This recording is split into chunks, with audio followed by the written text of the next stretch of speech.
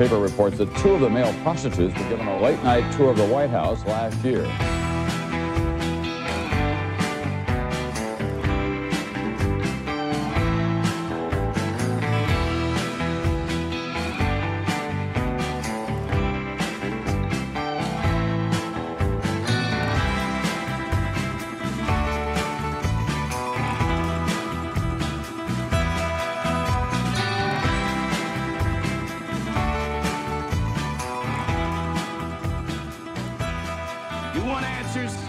Entitled. You want answers. I want the truth. You can't handle the truth.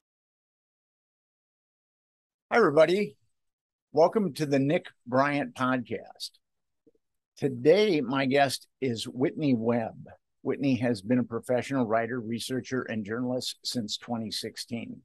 She has written for several websites, and from 2017 to 2020, she was a staff writer and senior investigative reporter for Mint Press News. She currently writes for Unlimited Hangout and The Last American Vagabond. And she is the author of a tour de force, a 2-volume tour de force called One Nation Under Blackmail. Welcome to the Nick Bryant podcast, Whitney. Great to be here, Nick. Thanks for having me on. So give us an overview of One Nation Under Blackmail. Right. So it's a 1,000-page book. So to give an overview, I have to be pretty broad. The book itself is very detail-oriented and very specific in most parts. But essentially what I'm trying to show is the deeper context to the Jeffrey Epstein scandal. So the book was divided into 2 volumes, the second volume focusing principally on Epstein, his main backer, Leslie Wexner, Ghislaine Maxwell, and relevant connections there. But volume 1 is about sort of the network that allowed Epstein to operate as he did. And I realized that in writing what became volume 2, in discussing Epstein's career in the 80s and the 70s, a lot of things popped up that a lot of readers may not actually be that familiar with. So, for example, the Iran-Contra affair came up, or people like Adnan Khashoggi came up, and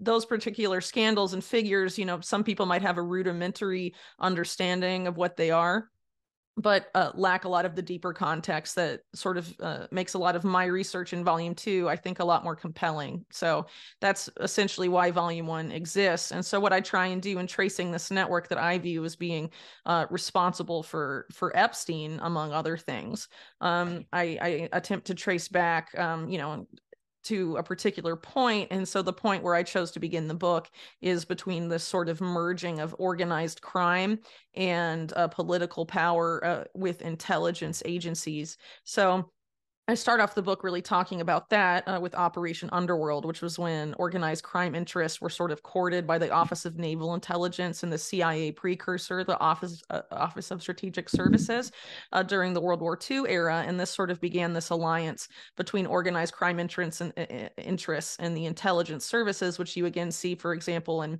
the circles around the Kennedy assassination or Castro assassination attempts in the 60s and so on. This alliance between what becomes the CIA and organized crime continues well after the war and deepens considerably and essentially develops into a symbiosis between the two. And at some point, it becomes very hard to see where organized crime ends and the CIA begins. But even before that point, later on in the book, I do go back a little further before World War II and note that the reason arguably that the mob was able to succeed in sort of this merger with the national security state at its inception was because they had so successfully captured the Democratic Party. In a lot of ways, they did this was in centers like New York and Chicago, and it was by taking over a lot of the unions. So by dominating unions, the mob was able to dominate the Democratic Party, and this happened much earlier than World War II in places like New York and Chicago. And this is also discussed by other works that are really important in this field, such as Super Mob, the book by Gus Russo, which focuses on Chicago and how this network of organized crime, the Democratic Party, corporate interests sort of created this power nexus that from Chicago went and colonized a lot of the West Coast, for example, becoming a major component of the power structures of places like Los Angeles and Las Vegas. And And I also talk about in the book how this was very critical to the development of New York City, and including a lot of the circles in which prominent figures in the book and the Epstein story, like Epstein himself and Donald Trump and what have you, would later inhabit. So I think that deeper context to understanding how power actually works, in not just in these cities, but within the national government as a whole, is very useful in understanding not just how Epstein was able to operate, but also understanding why sexual blackmail has really been a consistent theme throughout a lot of political scandals in U.S. history. And so I give an overview of that as well in volume 1. I'm talking about some, aspects of sexual blackmail as they relate to remembered and forgotten scandals. So, one would be a forgotten scandal would be like the Page Boy scandal of 1982, Koreagate, which had sexual blackmail ties. And then there's allegations, of course, that sexual blackmail was related to things going on with the McCarthy hearings in the 50s, Watergate later on, and of course, what you've reported on, things like the Franklin scandal and other things that were going on in the 1980s. It seems to have been sort of a not very discussed, but apparent theme in a lot of, things going on in U.S. history. And there's also, of course, efforts to allegedly sexually blackmail U.S. presidents. A big one, of course, being John F. Kennedy before his assassination. So I'm trying to give an overview, I guess, in a sense, with the book of sort of this dark underbelly of U.S. politics in an effort to sort of explore how power actually functions in the U.S., with the goal of helping to explain to people why Jeffrey Epstein was able to do what he did, essentially hidden in plain sight. As you know, I've done a lot of spelunking myself in sexual political blackmail. And actually, it's one of my favorite topics. And I was really looking forward to this show. I mean, I got a haircut, I took my weekly bath, and I had 2 cups of coffee. So I'd be extra sharp.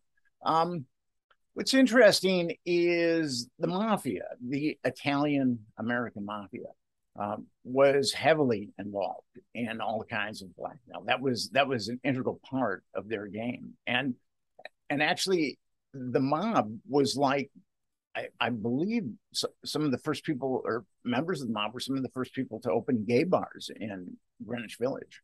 Oh, interesting. Mm-hmm. So, yeah. And then people that had any kind of power or wealth that would go to those gay bars would get compromised. And but I think the mob's crescendo of, as far as compromising someone, was J. Edgar Hoover, and you talk quite a bit about that. Could you give us a little overview about J. Edgar and being blackmailed?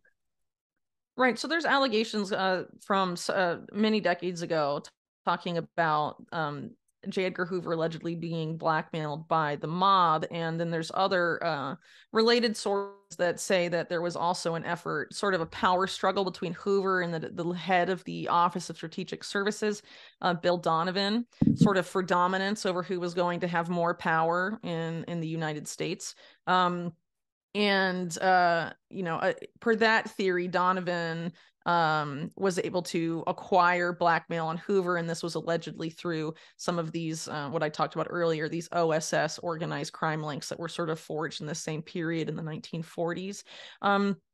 So there's a few different sources that relate to the J. Edgar Hoover story, but a lot of it sort of revolves around his relationship with a liquor magnate named Louis Rosenstiel, who was very deeply tied to organized crime interests and also to the Bronfman family, though of course he later had a very major falling out with the Bronfmans, or with Sam Bronfman in particular of Seagram's. And Roy Cohn was very close to Rosenstiel and was also very close to Hoover. But actually, in reading Roy Cohn's biography, a lot of the accounts Roy Cohn gives of meeting Hoover don't make a lot of sense, at least on their face. And that's how a lot of his biographers, for example, have responded. But it does make sense if you buy into some of these allegations and theories that maybe Hoover, Cohn, and Rosenstiel knew each other before their official meetings through these alleged sex parties. that were sort of overseen by organized crime interests, and allegedly a lot of them took place at the Plaza Hotel in New York, which is interesting because, well, as I noted in a recent piece, the Plaza Hotel is also allegedly where Judith Exner, an alleged mistress of JFK, began her relationship with JFK around the same time all of this was going on. And of course, Kennedy was allegedly blackmailed with the Exner relationship because she, of course, had her own pretty extensive ties to organized crime, people like Sam Giancana and sort of mob adjacent figures like Frank Sinatra, for example. Some people find the Plaza Hotel allegations contentious, mainly because one of the main witnesses for that, but not the only witness, is an ex-wife of Louis Rosenstiel, Susan Rosenstiel, or Susan Kaufman being her maiden name. And so a lot of these allegations were first reported by a former BBC journalist named Anthony Summers. And Summers was able to despite what critics like to say, was able to corroborate a lot of what Rosenstiel had to say. And a lot of people that were involved with investigating organized crime in New York State at the time, as part of sort of, I think there was a New York interstate, but it was based through the state house, the state legislature was overseeing this. They found her testimony about these events credible. And a lot of it still to this day remains under seal and not able to be publicly accessed. And there was a weird court case accusing her of attempted perjury that came out sort of at the same period of time she was testifying about her ex-husband's organized crime and blackmail ties. So anyway, aside from that, contentious issue, Summers was able to find other sources corroborating the existence of this sexual blackmail operation within the Plaza Hotel from private investigators and lawyers, and also able to corroborate some of the more salacious allegations of Rosenstiel about Hoover, namely that he had been observed cross-dressing from two other witnesses that had observed the same behavior in a different location and had no knowledge of Susan Rosenstiel. Beyond that, you also have the Hoover's ties to a separate sexual blackmail operation that was referred to as the Chicken and the Bulls, which has been the subject of mainstream media reports, like in Slate magazine, for example. And Hoover had some odd relationship with the head of that sexual blackmail operation, who was a man named Sherman Kaminsky, that for reasons that cannot really be explained fully, was able to escape a New York courthouse at his sentencing hearing and was successfully a fugitive for I think around 12 years before he was finally found by the FBI. You have to have a lot of connections to pull off that sort of stint. And of course, the FBI took over the investigation from NYPD into this particular case, which was basically targeting, not unlike the Plaza Hotel parties, targeting closeted gay men and then extorting them, right? So there were pictures of Kaminsky and Hoover together that disappeared from the file when the FBI took over, and there were allegations of a cover-up. So even if you don't believe Susan Rosenstiel because of the attempted perjury charge or whatever, you have Hoover tied to another sexual blackmail operation as well. And then, a lot of ties to several organized crime figures or organized crime adjacent figures on top of that, as well as the well-documented interest of Hoover on acquiring blackmail on both friend and foe alike. So, when you consider those things, it doesn't seem that unreasonable that J. Edgar Hoover would be interested in being involved in some capacity in operations that gather sexual blackmail, because he was widely known to use that information as a tool for his benefit and the expansion and entrenchment of his own power as FBI director. And some people have pointed to these organized crime connections as a reason for why Hoover, why he was in charge of the FBI, never meaningfully went after organized crime in any capacity and falsely claimed that it was a local problem. And even, according to former top people at the FBI, allowed organized crime to entrench itself throughout the corporate and public sector during his lengthy time as FBI director. And it's worth pointing out as well that there was this weird revolving door between top Hoover cronies and Louis Rosensteel's business empire, Shinley Liquors. And there was a lot of money given by Louis Rosensteel to a J. Edgar Hoover donation that was tied up with a former top guy under Hoover that was made vice president of Shinley. And, you know, a lot of weird, seemingly corrupt dealings going on in that particular sphere as well. So, you know, this again, you know, where did Hoover learn about the power of blackmail? It's very possible that, you know, if those allegations are true, that he was initially blackmailed sort of through this collaboration between organized crime and the OSS, that if he was blackmailed himself, he certainly would have learned about the power that sexual blackmail or blackmail really of any type wielded if it was used on him first. And, you know, I think it's definitely plausible. And there are people that were previously in intelligence services that claim that people like James Jesus Angleton had access to these compromising photos showing him engaged in, you know, sexual activity with Clyde Tolson. And, you know, I think it's pretty widely known today that J. Edgar Hoover, along with Roy Cohn, of course, was a closeted homosexual. And there's a lot of mainstream sources as well describing Louis Rosensteel as a bisexual man. So, you know, there seems to be enough circumstantial and corroborating evidence of some, you know, of this to make it, you know, definitely worth discussing because, you know, there's a lot of people that like to paint Hoover, particularly those that are very into promoting the FBI as an institution to sort of give him some sort of legendary status. And he's a great public figure. But really, you know, a lot of times with these people that are promoted as such in history books and textbooks, you know, a lot of times the reality is not nearly as rosy. In the Franklin scandal, there are perpetrators that there are parks named after perpetrators. There are, you know, parkways named after perpetrators. To me, it's, well, in the Franklin scandal, you know, you have well, in the Franklin scandal, you have victims with lengthier sentences than the actual perpetrators of the crime. So I think that's a great example. Walked. I mean, there was nothing. Yeah, most of them walked, of course. Yeah, we've seen that with Epstein. What's really interesting about J. Edgar Hoover is, and I would come across the sources that you would come across as far as Angleton of the CIA having blackmail photos, and Bill Bonanno, the son of Joe Bonanno of the Bonanno crime family, said that he had actually seen those pictures. And it's interesting. Hoover was a gambling junkie, and he used to, and I've got more than one source on this. He used to meet with Frank Costello of the mob, and not surprising at all. Frank Costello met with a lot of powerful people, like the mayor of New York was one of his close associates, William O'Dwyer and stuff. I mean, really extensive ties. Yeah.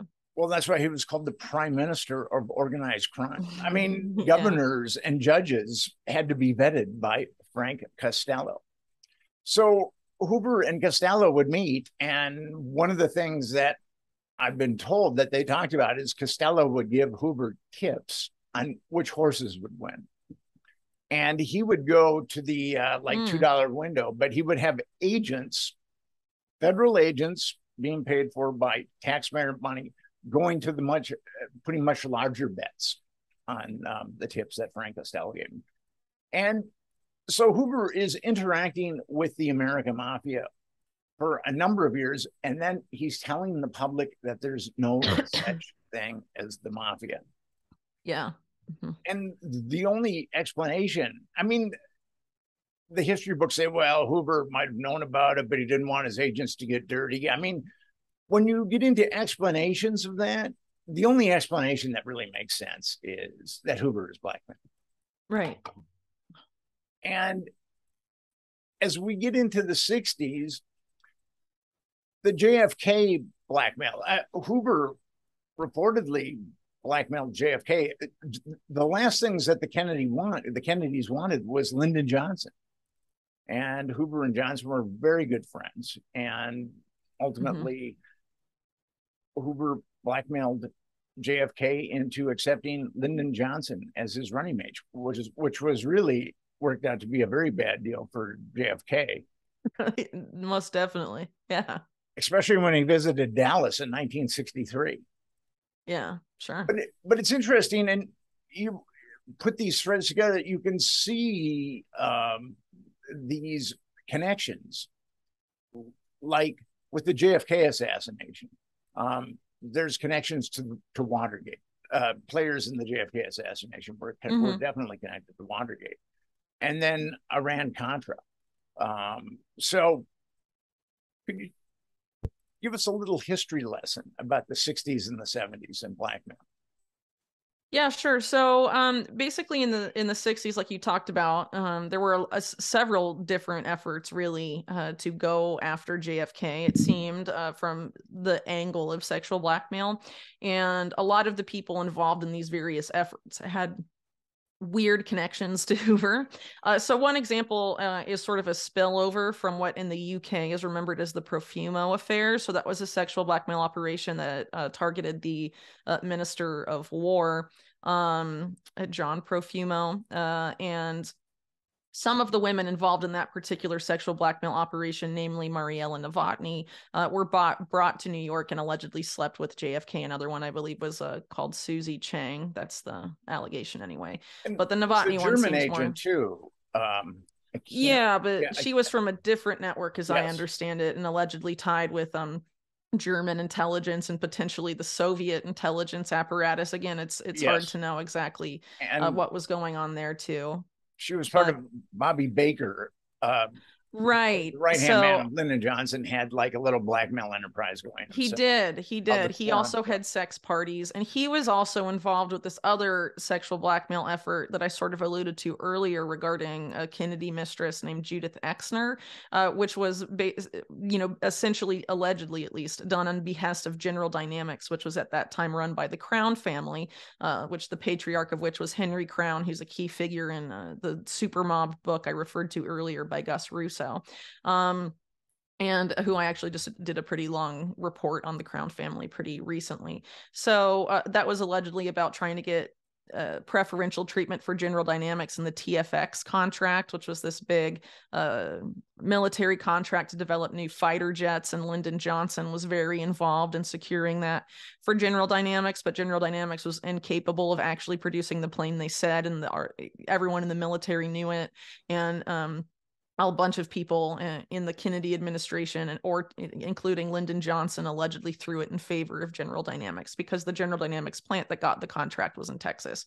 So but there was weird Hoover connections there as well. And of course, also to the Profumo affair, you have Hoover and Roy Cohn sort of swimming in the periphery of the Profumo scandal itself. And allegedly, and I can't remember exactly what it was, but one of the girls that was part of the Profumo affair that came to the US had some sort of connection also with Bobby Baker's little operation as well. So it's possible that there was sort of a mutual connection. And Crown also had connections to Hoover through a close associate of his, Delbert Webb, who was a big guy in Las Vegas gambling and all of this, was very close to Hoover as well. And Hoover had Judith Exner under complete surveillance and allegedly a wiretap in her house to sort of record what went on at at her residence as it related to her affair with Kennedy. So there were a lot of efforts to target him allegedly, for different reasons. And that's why I think it's so hard ultimately, and why really JFK assassination research is its own field, is because there's all these different reasons why they might have wanted to kill Kennedy for. And you basically have a confluence of reasons and a confluence of actors, more broadly speaking. Organized crime and intelligence, I guess you could say, that come together and decide that they need to eliminate Kennedy for whatever reason. And I think it's pretty fair to say that a lot of those same interests came together to kill Robert F. Kennedy a few years later. Because Robert F. Kennedy, of course, was no friend of the mob and definitely a very much an enemy of Hoover. And it's, very possible that you had a lot of the same actors come together to sort of take out both Kennedy brothers in the 1960s. So, and allegedly, of course, the FBI had a major role in the assassination of Martin Luther King as well in that same era. So, of course, this just sort of highlights the scandalous nature of how this alliance between organized crime and public power started to manifest in this particular era. And then you have it sort of spill over into these scandals that go on through the 70s and 80s, where you have, Watergate, you have Iran-Contra, and all of these other things go on that, are treated as isolated scandals, but more often than not, as you mentioned earlier, you have similar or related figures pop up with, and it essentially, the more you investigate, it becomes quite clear that it's what you're dealing with is really more of a network that more broad, as I've been mentioning, is really organized crime coming together with intelligence. And you, I don't know. I mean, it's just really crazy to see the same names consistently pop up in scandal after scandal. And you're like, what are these guys doing here? And a lot of them fly under the radar of a lot of other people and even official or unofficial histories of these events. It's interesting with Watergate, you've got a blackmail operation right in the heart of Watergate. And no one knows about it. It's kind of mind-boggling to me that James McCord was head of that blackmail operation. And Howard Hunt was most likely, he was aware of it, and he might have been involved. And they go back to the Bay of Pigs as far as with the Kennedy assassination. And the theory is that when Kennedy decided that he wouldn't give the company that was invading Cuba air support, that that kind of sealed his death, because the CIA had worked so hard at training these soldiers to take over Cuba. And then when JFK pulled the plug on air support, that was basically pulling the plug on his life. And what's really interesting to me is you've got so many sordid characters that are involved in the Bay of Pigs operation, that ultimately David Ferry is one such guy. He's he had alopecia, and he's in Oliver Stone.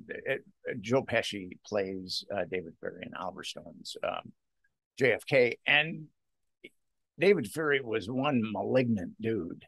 And then you've got these other CIA people too.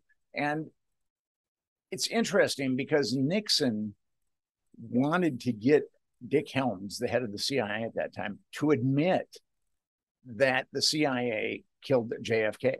Nixon knew that they did, but he grilled Dick Helms, and Helms kept his mouth shut.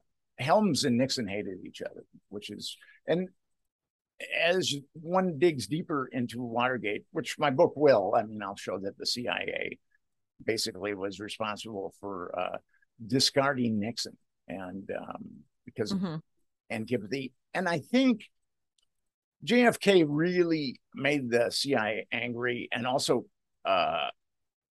Nixon made the CIA very angry for different reasons.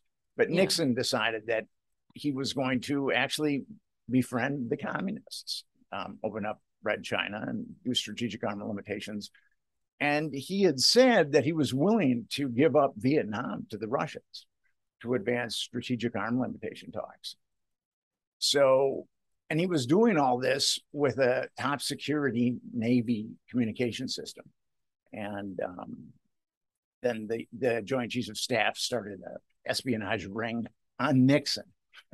and then ultimately that got outed. And then all of a sudden, the CIA starts infiltrating the Nixon administration. I kind of, when I think of the CIA infiltrating the Nixon administration, I think of the last scene of Scarface, where Scarface burns that Colombian drug lord. And then he sends a cadre of assassins to assassinate Scarface. And that's how I kind of think of the CIA infiltrating the Nixon administration. And I also believe that it was thought by the CIA, because the Warren Commission had backfired spectacularly, that it was assassinating Nixon would have been very, very problematic, because the CIA and the government just expected people to digest the Warren report and say, "Oh, okay, that's what happened." But there was this huge backlash, and actually, the vast majority of Americans, when the Warren report came out, said that they didn't believe the Warren report. So, and now I think it's at 66%, despite all the propaganda of the mainstream media. So, edify us a little bit about Iran-Contra, because that has many, many tentacles. Right. So, Iran-Contra is really complex. It would probably take several podcasts to actually get, into, a sort of a deeper understanding of what went on there. But, and what you referred to as sort of like this continuity between scandals, you have people with weird ties to Watergate, for example, and the periphery of Iran-Contra and the October Surprise Affair, which are pretty closely related, like Robert Keith Gray, for example, and, a whole host of weird things going on there. Essentially, when I try and explain Iran-Contra to people, so most people think of it, oh, that's that arms for hostages scandal of the Reagan era. I really see it as a lot more than that, probably for obvious reasons if you read the book, because the way I sort of see it, Bill Casey, the CIA director under Reagan, was sort of told no by Congress when it came to he wanted to continue, obviously, financing lethal assistance to the Contra support apparatus in Nicaragua, and was told no by Congress and could only provide humanitarian or non-lethal support. And Casey was like, well, I've invested all this money and time in building up this apparatus, so screw Congress. I'm going to find a way where I can sustainably finance any sort of black ops, covert ops I want to do, or the CIA wants to do all over the world without ever having to ask Congress for any money. So really it was about finding a way to use things like arms trafficking, money laundering, and drug trafficking to create revenue for these black budget operations. And whether it's financing paramilitary groups in Nicaragua or any other sort of activity the CIA wants to engage in but doesn't want to have to approach any sort of public body in a request for funds. So when you explaining it that way, it should become pretty clear that a lot of what Iran-Contra was about on a very base level was money, but a lot of it was also about sort of creating geopolitical instability or major changes through the arming and training of paramilitary groups. And obviously with Iran-Contra, you have two theaters. So of course you have the Contra apparatus trying to overthrow the Sandinistas in Nicaragua, and then you have the Iran-Iraq war in the Middle Eastern theater, sort of. And I would really see describe Iran-Contra sort of as a joint operation between American and Israeli intelligence. So you have a lot of those two intelligence agencies very provably work together in a lot of these more illicit activities and behaviors that sort of define the Iran-Contra scandal. And you have a lot of really crazy things going on and a lot of connections to people that weren't necessarily part of the Reagan administration. You have this whole hotbed of illicit activity going on in Arkansas, where Bill Clinton is governor, and all these things, of course, come out of that. And you have major people that backed Clinton, for example, like Jackson Stevens, being sort of somewhat prominent in Iran-Contra in specific ways. So I mean, there's a whole bunch of different, aspects, I guess, we could get into as it relates to Iran-Contra. But ultimately, I think it's important to point out that there were a couple other scandals occurring at this time with interconnected actors and interests that I really see as part of the same scandal. So you would have Iran-Contra being one of those. Another one would be the Promise software scandal. And then alongside both of those is the Bank of Credit and Commerce International, or BCCI.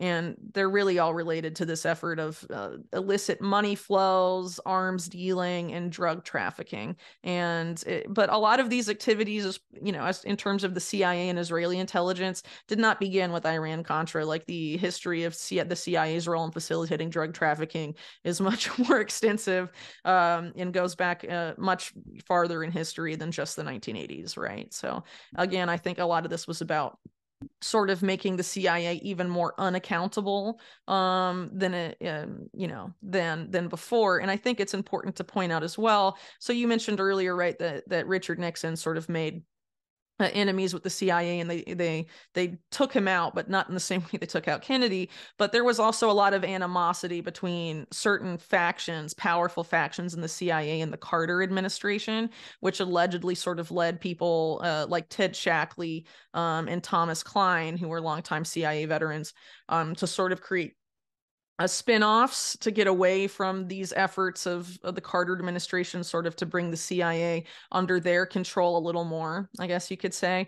Not necessarily clean up the agency, right, but sort of make it a little more regulated. And they didn't like that, and sort of had created this private CIA spin-off. And a lot of those guys end up being intimately involved in the Iran-Contra affair and try and make a big comeback under the Reagan administration. And you could argue that's why a lot of these same actors were also involved in these efforts to prevent Carter from being reelected via the October surprise and all of that.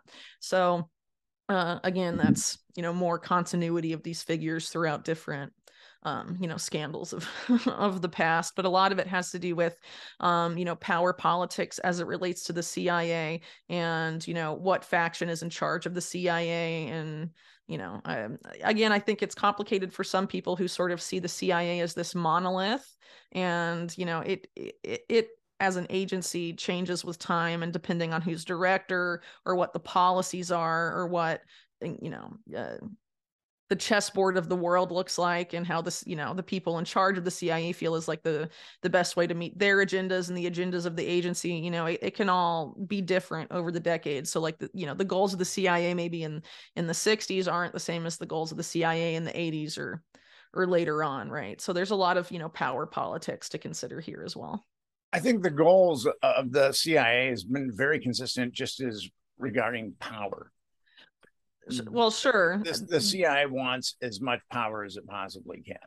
Right. But I think, for example, you have what you mentioned, so what was similar between Carter and Nixon? You have this effort to sort of, so with the Carter, you have the Trilateral Commission being very prominent there, and they were very key in promoting this idea that began with sort of Nixon and Kissinger opening up China, sort of this effort through capital to sort of smooth over the differences between East and West to an extent, and sort of, turn down the heat on the Cold War. And so, of course, in the CIA, you had factions that were extremely anti-communist, and other ones that maybe for other reasons wanted to turn up the heat on the Cold War. So during that period of time, you have a couple pretty clear factions. But by the time the Cold War ends, starts to become a little different, I would say, in terms of what those particular factions wanted at the end of the day. And ultimately, though, I mean, if you want to talk about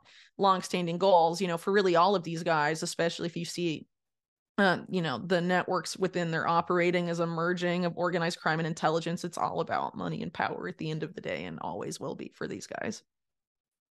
It's interesting with Iran-Contra, the CIA went everywhere to get money. The Boland Amendment said that the CIA, no one in the government could finance the Contras.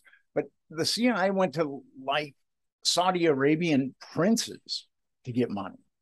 And in the book that I wrote, Lawrence E. King embezzled $39.5 million from the Franklin Credit Union. And I've got sources that say a lot of that money went to Iran-Contra.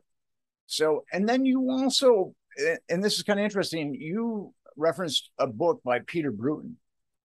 And that book, it's a good book. It's pretty complex, but it's called The Mafia, the CIA, and George Bush. And it's how the CIA basically spawned the the banking crisis of The the savings 70s, and loans the crisis. savings Yeah. and loan Mhm. crisis of the 70s. And that book is difficult because it's big and there's a lot of players, kind of like the books that we write. And but at the heart of all of this stuff, you've got William Casey and you've got George Herbert Walker Bush. And Who didn't like each other most of the time, oddly enough. but they could come together on, But they could come together for money and power, yeah. and genocide too. I think that they were both fun. Yeah. You know, what's really interesting about William Casey is Henry Vincent provided escorts to William Casey. And I talk about it. Believe I reference that in my book. There's a lot to say actually about William Casey and some of the early how Epstein may have gotten in this Iran-Contra world, by the way. And what's interesting to me, I mean, William Casey couldn't get it up, but he liked the escorts to anoint him in oil, which is very strange. And I always thought to myself, well, you know, why, you know, these escorts? And because that escort service was controlled by the CIA. So it only makes sense that Casey would use gay escorts that were controlled by the CIA. And what gets really fascinating about the Franklin scandal is it's also connected. It's got so many tentacles. And you also talked about BCCI, the bank. Give us a little background about BCCI. So BCCI was created, well, it came out of Pakistan, and it originally sort of popularized itself, I guess, as a development bank and started to, at least as far as we know, make money because it had a big role in remittances in that part of the world. You know, people that would go from Pakistan or other countries to work in places like the United Arab Emirates or Saudi Arabia. And so a lot of the people that were, you know, the elites, I guess, that were initially courted by BCCI were elites of Saudi Arabia and the UAE. And actually, as is noted in the Senate report on BCCI, which I referred to in the book, the founder of BCCI, along with a woman based in Pakistan, sexually trafficked minors to elites of the UAE and probably other countries in order to get favorable policies and other things and for the benefit of the bank. And when you actually read the description of that particular sex trafficking operation, it's very, very similar to what Jeffrey Epstein and Ghislaine Maxwell would later do, just eerily similar. And some of the kids that they trafficked were, you know, prepubescent, would come back with, you know, injuries and stuff. I mean, it's very gross stuff. So BCCI was a lot more than a bank, because in addition to things like, you know, engaging in sex trafficking operations, you have the bank also becoming a big player in things like money laundering operations for intelligence agencies around the world, namely the CIA in Israel, but of course a lot more. And drug cartels.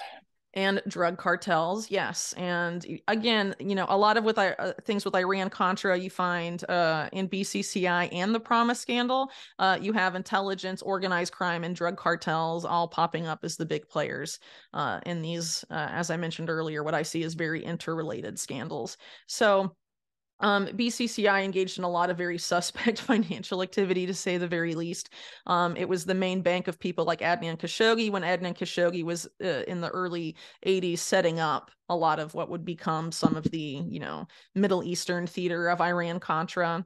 And that was also at the time when Adnan Khashoggi's had hired for unspecified financial services was Jeffrey Epstein, who, according to Stephen Hoffenberg, a later mentor to Epstein, Epstein had worked for BCCI during that, or had some sort of relationship with BCCI during that period of time.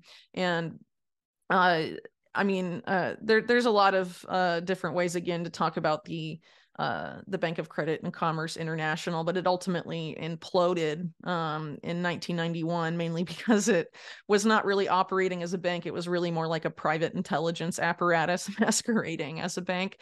And the BCCI, along with Promise and Iran-Contra, were all covered up by William Barr, who, when he was Attorney General under Bush Sr., as he would cover up Epstein.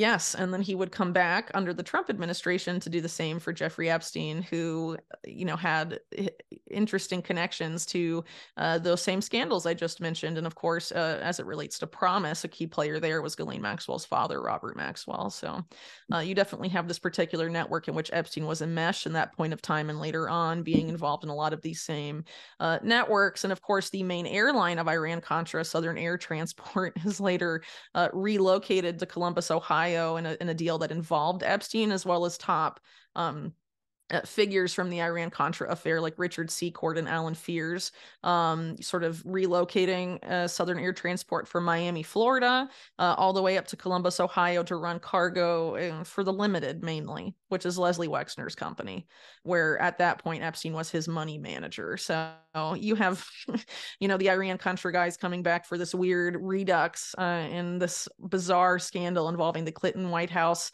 in China and arms deals taking place in the mid-1990s. So it seems like Iran-Contra didn't really stop after it was, briefly exposed and then again covered up. And all the, people charged in that scandal were, pardoned by Barr. And then it's sort of everyone, let's go back to sleep, nothing to see here. But then it revs up again, it seems. And, just crazy to think about. George Herbert Walker Bush had all those Iran-Contra people pardoned even before their trial. That had been unprecedented. Yeah. One of them, John Poindexter, is considered to be the godfather of modern surveillance and was tapped to run the Total Information Awareness Project of the military after 9/11. I mean, it's really scandalous how these people should have been in jail for what they did years ago, and instead they're pardoned and continue to play a major role in policy and continue to do a lot of the same activities in which they engaged during, Iran-Contra. It's just mental to me. Yeah, Iran-Contra is this nexus of so many different things. And actually, the Franklin scandal is part of Iran-Contra. It is, yeah.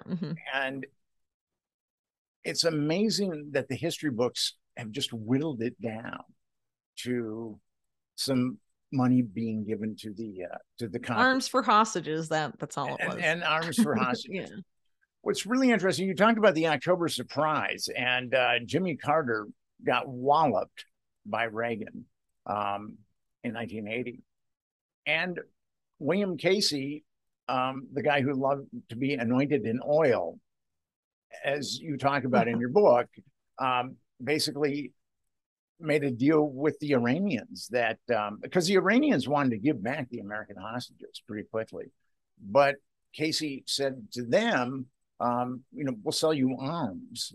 All you have to do is hold on to the hostages until the election. And that is so treasonous. But he got away with it. That little cabal of George Herbert Walker Bush and Casey and Felix Rodriguez. And, I mean, they got away with all of that. They've gotten away with a lot more than that over the years, though, right? Yeah, no. So, and you could argue even bigger crimes than what happened in the 1980s, because, I mean, this is what happened. So you have like the CIA itself never really being held accountable for everything. Some stuff got sort of aired out with the Church Committee, but not a lot, right? And nothing was meaningfully done as a result of the Church Committee. And after that, there's been no effort at all to rein in the CIA. And you can probably understand why when you consider the history that we've talked about today, and what happens to prominent people, mainly presidents, that try and bring it to heel. So whether it's people that work for the CIA or people that are part of what in, this nexus that came out of Iran-Contra that is referred to by people as the enterprise, for example, I mean, that is a very powerful, I think at this point you could probably even call it an institution, because it's so entrenched in the American power structure that you really can't divorce the U.S. national security state from the expansion of the enterprise. And I sort of open up volume 1 of the book with a quote from an Iran-Contra whistleblower who worked in the CIA, talking about what the enterprise was and how it was really this merger of intelligence and military figures with people tied to the mafia and people tied to powerful positions in the corporate world, sort of all coming together to secure, you know, their money and power at all costs. And so what you mentioned earlier, referring to Pete Bruton's work and how the same power nexus was also responsible, for example, for the savings and loans crisis. That was instrumental in creating the too big to fail banking model of today, right? And a lot of the same people that pop up in my book were key parts of building that entire apparatus, as I've noted in a recent series that I've started that has 2 parts out. That's about the rise of Jamie Dimon, the head of J.P. Morgan, which of course, you know, is under fire for its Epstein ties. But as I note there, Jamie Dimon, the reason he, you know, is who he is because of the exact same power structure responsible for Epstein, including deep ties to people like Leslie Wexner and some of these people in the super mob network. You know, you see these people popping up again and again. And if you look at a lot of these financial crises from the savings and loans crisis on, you know, it seems like a lot of, as particularly in light of what's going on in the current banking crisis today, it seems like there's a deliberate policy among, or a deliberate interest among this particular network to consolidate control over financial services and banking. Because of course, if you control money, you control the world, right? So there's been a lot of efforts, again, to sort of dominate money in all of its forms that, you know, grew in a huge way during the Reagan era and has never gotten under control since. And we're arguably sort of in the end game of what happens when you allow that to go on and never hold anyone accountable. The disintegration of an empire.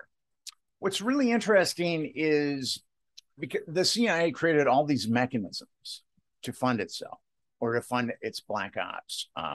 That I think the CIA initially thought that fighting communism is too important to be left to politicians. I think that might have been the original rationale, but it quickly spiraled into, you know, how much power, how much money can we get?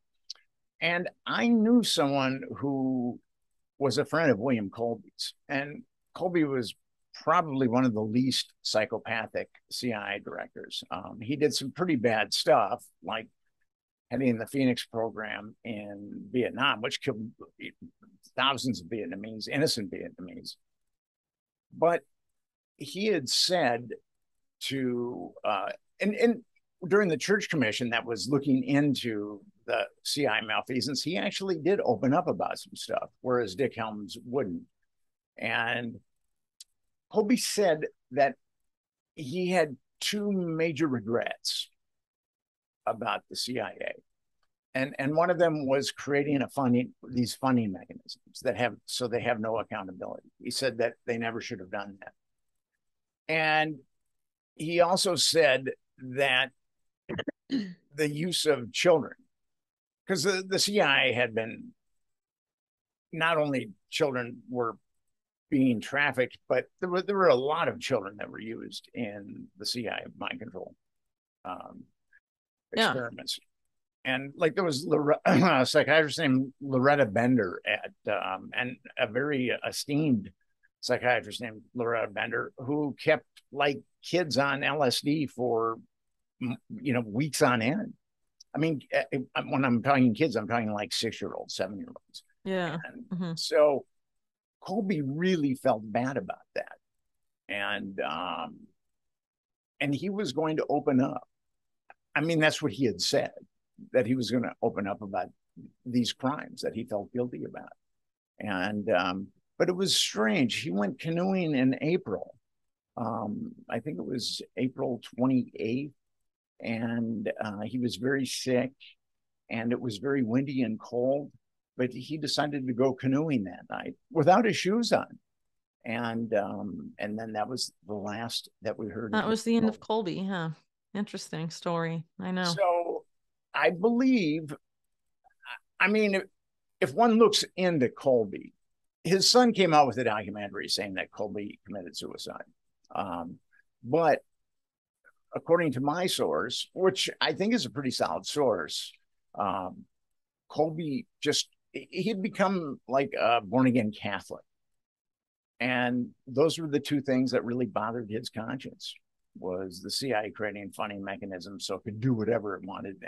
But I think it was especially the CIA's abuse of children that really bothered him. And speaking of abuse of children, let's talk about Jeffrey Epstein.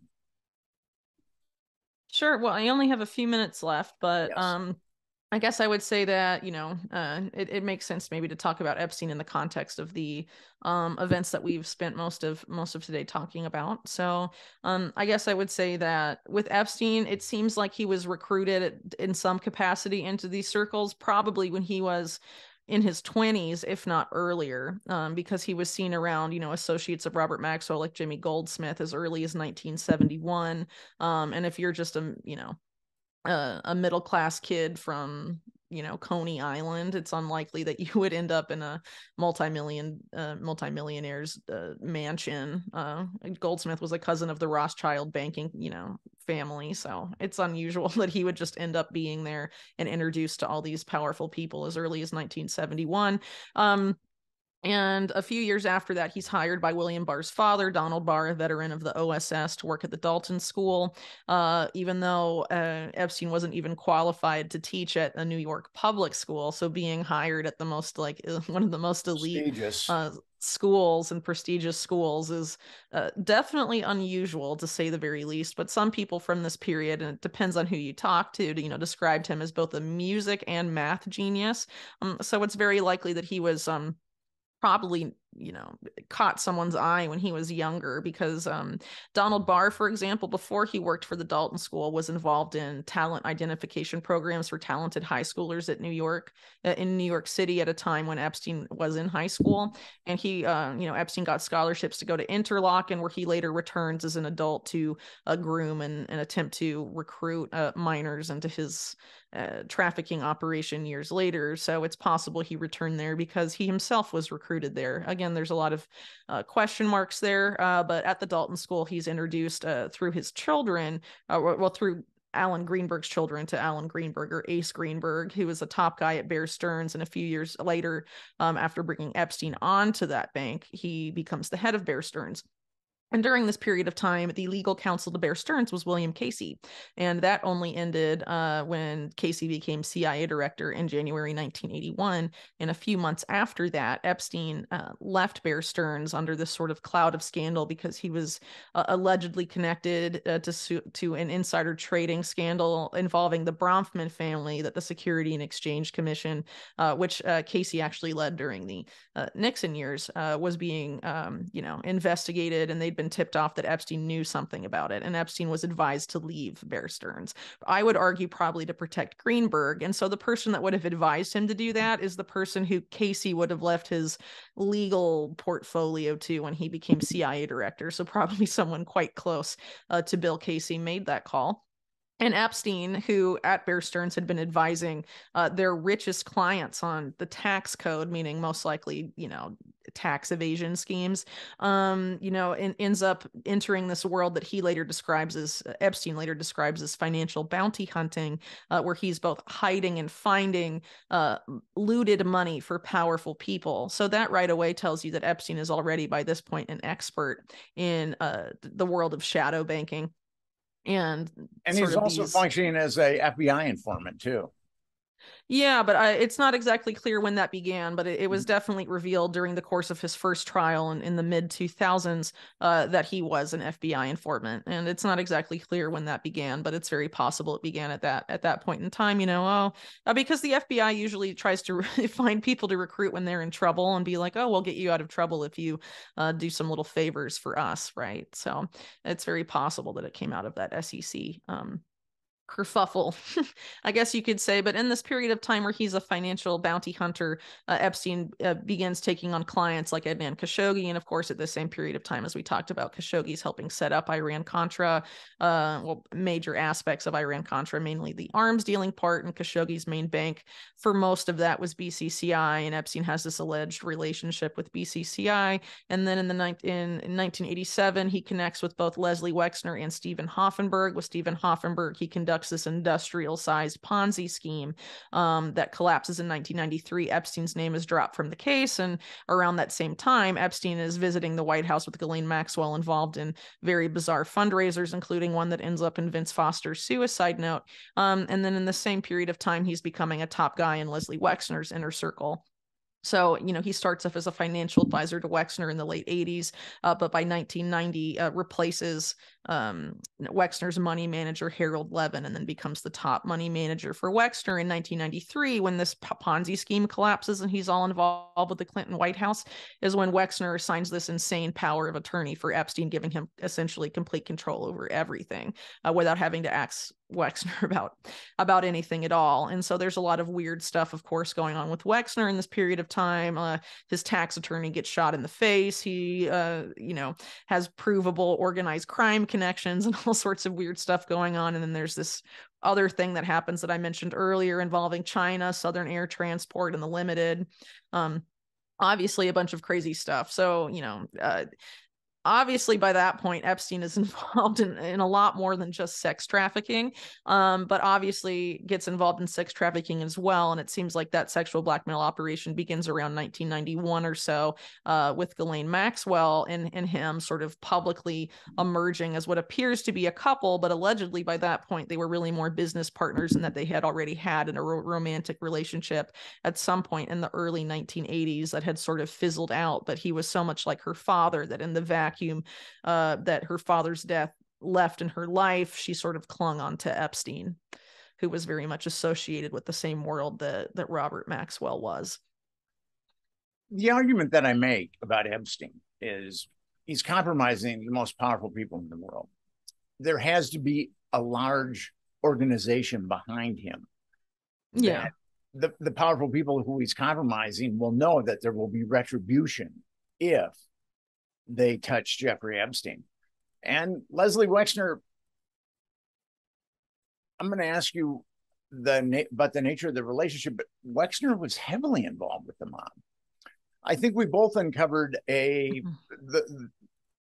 homicide report on the lawyer that Arthur Shapiro that got shot in the back of the head, and Wexner was the main suspect in that homicide report, and the homicide report had all kinds of Wexner ties to the Genovese crime family, but none of that ever came out. And actually, the police chief of Columbus ordered that document to be destroyed, but yet you and I got a copy of it, which is very benevolent of the people that gave us copies.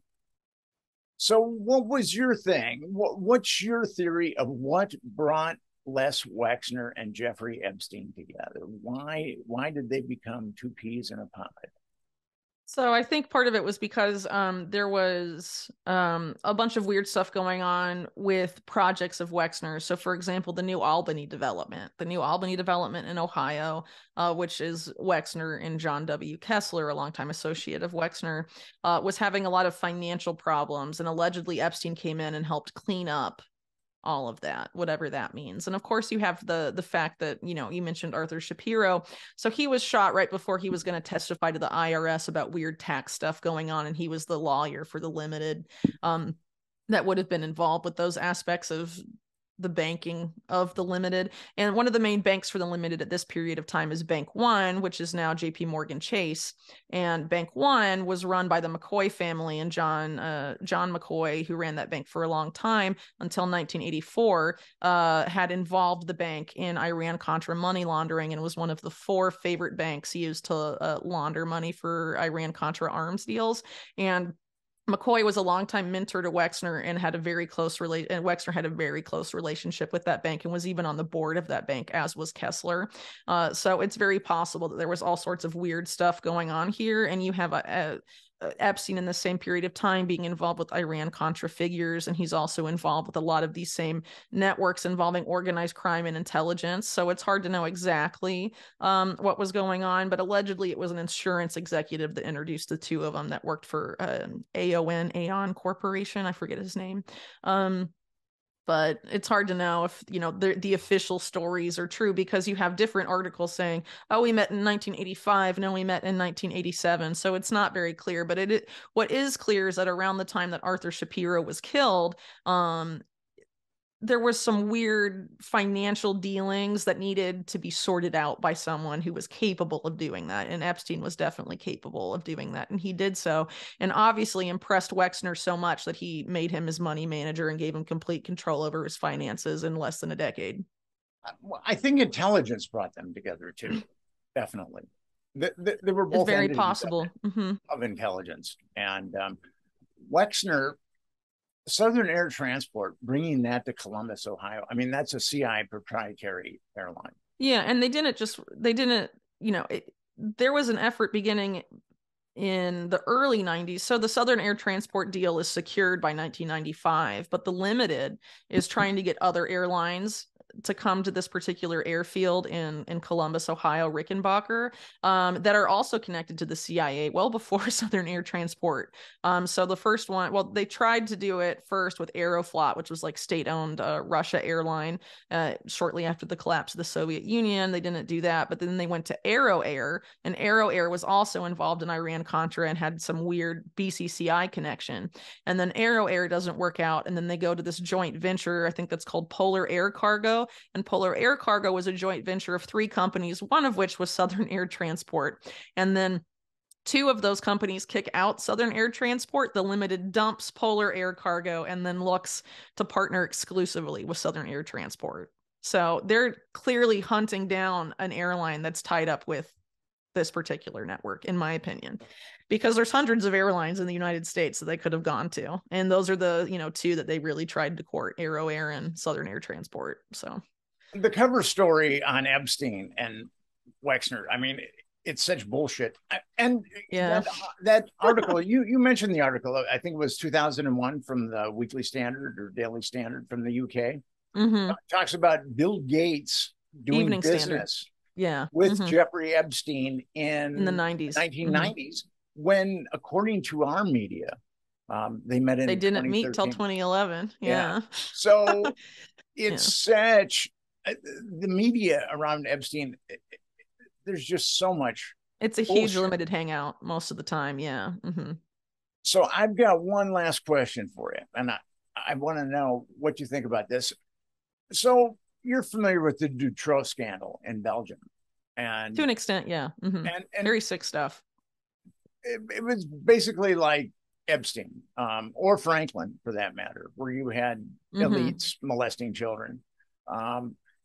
And at least 200,000 Belgians hit the streets and Brussels. And do you think that if enough independent journalists like you and me bore deep enough into Epstein, I do believe this, that if you really auger into Epstein, you will find yourself in the sewer that you and I have been talking about for the last hour. I think it might be the only opportunity in our lifetimes to really expose the sewer that, or the cesspool that we're part of. And what are your thoughts about that? So I'm not exactly sure what you're asking. Sorry about that. But it seems to me. Do you think if we just augured into the Epstein cover-up, if enough people augured into the Epstein cover-up, because after all, the government is aiding and abetting child trafficking. If we do that, I mean, most Americans have been apathetic, and the media has been completely apathetic. But do you think that if enough people augured into Epstein and really started to expose what Epstein was about, I mean, enough people, that could bring about a sea change in our government? So I think Epstein is a unique opportunity because it garnered so much attention, both from independent and mainstream media, that he's essentially a household name, and he's universally recognized as bad. right? So by drilling into him and what he was really doing and who really supported him, that's what I tried to do in my books and in my work. I'm trying to use that as a vehicle, really Epstein as a vehicle to expose how power actually works in this country, the crimes they commit against innocent people every day, and the nature and extent of the corruption, because if you don't know what the problem is, there's really no way to solve it, right? If you think the issue is just the mainstream media narrative about Epstein, oh, he was just a sex trafficker and now he's dead, so everything's fine again. No, the network that enabled him continues to exist, and Epstein was obviously expendable, so there's someone that's filled his shoes for whatever reason. And in today's paradigm, sexual blackmail, as Epstein and other people in history used it, is not necessarily as relevant because of the mass surveillance state and the technology of today that makes it easier than ever to blackmail people. So, you have a very new paradigm existing today. And essentially, I think it's important to use the public interest in Epstein in order to expose what was really going on there, because by drilling down in that, like you say, you expose this broader issue and show how a lot of these scandals that have been treated by the media and are viewed by the public as being separate are really connected incidents. And we are essentially being ruled, our government is run by organized crime. And if people want to allow that to continue, you are putting not just your future, but your children's future on the chopping block, and something has to be done. And again, if we fail to expose the broader power structures behind Epstein and the Franklin scandal and these other, events of a similar nature, we are really doing a disservice to ourselves and to our children, because it's really important to expose again the extent of the corruption, because voting for left or right, Democrat and Republican, is not going to change the system. What will change it is massive awareness and massive non-compliance, and I really think that's the way forward. And voting for, between two different associates of Epstein, a Clinton and a Trump or something like that, how much is that really going to change these power structures that we're talking about? It's not. So again, that's why I think it's important to bring this broader picture into view, because if you believe the mainstream media narrative, you're not really going to be understanding what the nature of the problem we're facing. It's mind-boggling. You're a mother, you have 2 children, and millions and millions of Americans have children, and yet the government has aided and abetted child trafficking. I mean, it's right in our face. You can't. Yeah. It's blatant, and Americans need to wake up about that, because that cesspool is going to lead our society off a cliff. As it is already. We talked about earlier. Mm-hmm. Whitney, I want to thank you so much for coming on the Nick Bryant podcast. I believe that this conversation could have gone on for 5 more hours had I had more coffee. Yeah, no, thanks. My pleasure, Nick. And have yourself a great night. I will. Thanks so much. Take care.